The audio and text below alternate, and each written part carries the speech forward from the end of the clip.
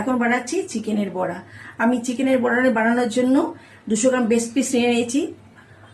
Best পিসের মধ্যে কয়েক কোয়া রসুন, একটু আদা, ধনেপাতা দিয়ে আমি ব্লেন্ড করে নিয়েছি।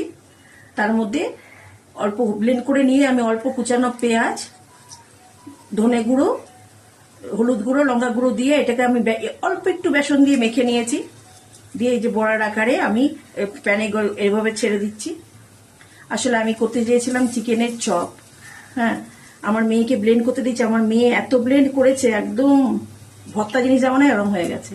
ওটা দিয়ে চপ হবে না, আর অনেক পাতলা হয়ে করে ফেলেছে। ওই জন্য আমি এটা চিকেনের বড়া করছি। এটাও আশা করি ভালো হবে। আমি সবগুলো এরকম করে দিয়ে নেব।